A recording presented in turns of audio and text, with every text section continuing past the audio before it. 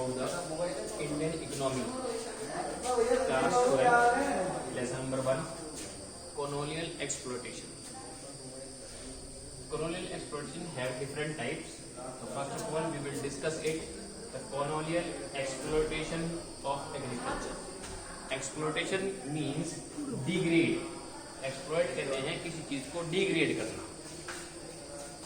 Indian economy के degrade करने के कई कॉजेज हैं.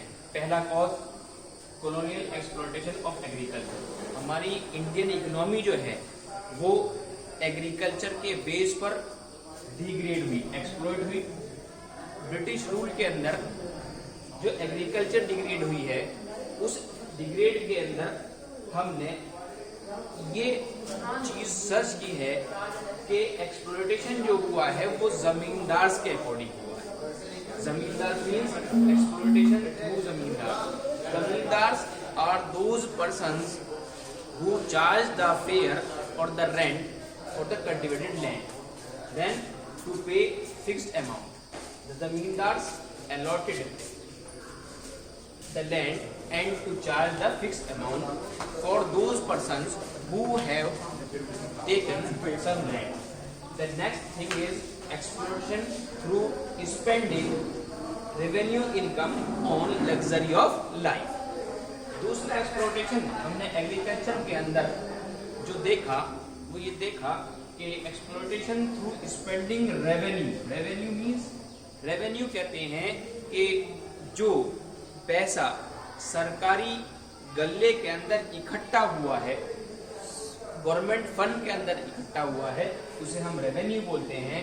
ब्रिटिश रूल के अंदर डिफरेंट तरीकों से जो पैसा इकट्ठा होता था उनको ब्रिटिशर्स अपनी इनकम को अपनी लग्जरी ऑफ लाइफ पर खर्च कर दिया करते थे.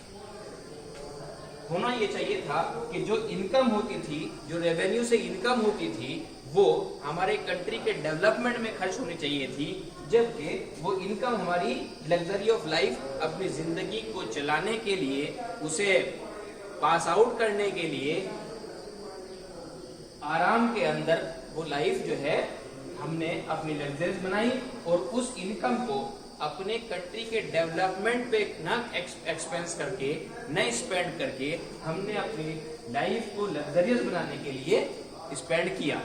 ये दूसरा कॉज था एक्सप्लॉयटेशन होने का इंडियन एग्रीकल्चर के थ्रू, जो ब्रिटिश ने हमारे कंट्री को एक्सप्लॉयट करने के लिए किया.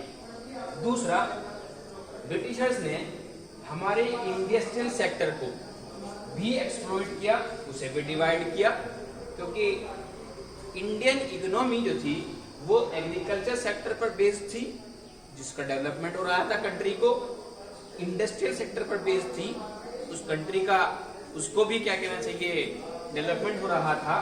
तो इंडस्ट्रियल सेक्टर को, पहला सेक्टर एग्रीकल्चर को डिमोलिश किया गया, जमींदार के ऊपर चार्ज लगाकर जमींदार ने लैंड ओनर्स पर, यानी कि जो लैंड के जिम्मेदार थे उनके ऊपर खर्च किया, उनके ऊपर फेयर चार्ज किया. और दूसरा, उन्होंने जो पैसा इकट्ठा हुआ रेवेन्यू से, उसे अपनी लग्जरी ऑफ लाइफ के लिए स्पेंड कर दिया. दूसरी चीज, इंडस्ट्रियल सेक्टर, क्योंकि इंडस्ट्री जो है वो किसी भी कंट्री की ग्रोथ को इंक्रीज करने का एक कॉज है.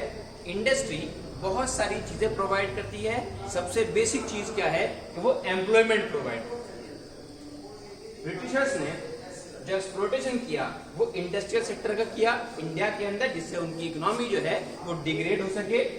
उन्होंने सबसे पहले इंडस्ट्रियल सेक्टर के अंदर जो डिग्रेड करने का, एक्सप्लॉइट करने का काम किया, वो ये किया कि जो फॉरेन डिमांड थी इंडियन क्राफ्ट की, यानी कि जो भारत के लोग थे वो अपने हाथ से जो काम किया करते थे, अपने हाथ से जो काम किया करते थे, उसकी फॉरेन डिमांड को डिस्ट्रॉय कर दिया.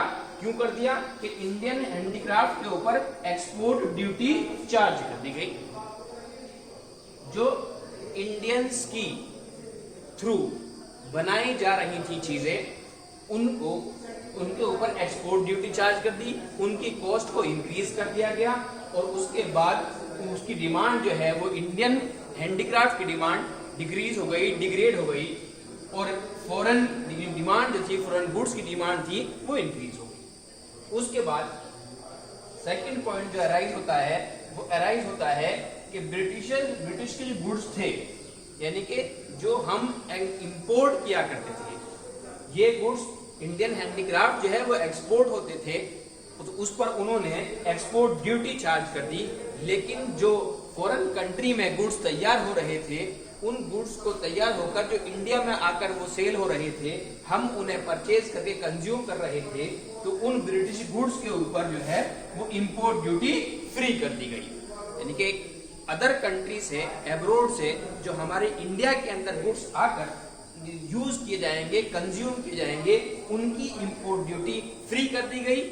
उससे बेनिफिट ब्रिटिशर्स को हुआ और हमारे यहाँ की जो इंडियन हैंडीक्राफ्ट इंडस्ट्री थी, वो जो एम्प्लॉय थे, वो जो बना रहे थे इंडियन गुड्स, वो एक्सपोर्ट कर दिए गए, बाहर कंट्री के अंदर ट्रांसफर कर दिए गए, उनके ऊपर एक्सपोर्ट ड्यूटी चार्ज कर दी गई। और एक्सपोर्ट ड्यूटी चार्ज करने से उसके प्राइस जो थे गुड्स के, वो और इंक्रीज हो गए और इंडियन कस्टमर्स जो थे वो उसको परचेज करने के लिए अनेबल रहे।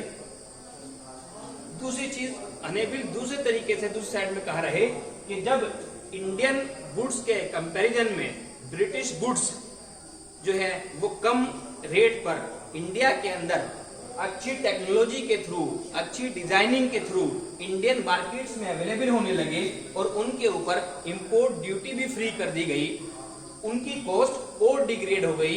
इसलिए इंडियन कस्टमर्स उन ब्रिटिश गुड्स को आसानी से परचेज कर सके और उससे ब्रिटिश गुड्स के जो मार्केट के अंदर डिमांड थी वो अराइज हो गई और इंडियन हैंडीक्राफ्ट गुड्स की डिमांड जो है वो डिक्रीज हो गई due to the high cost and the unavailability of the goods in the Indian market. Thank you.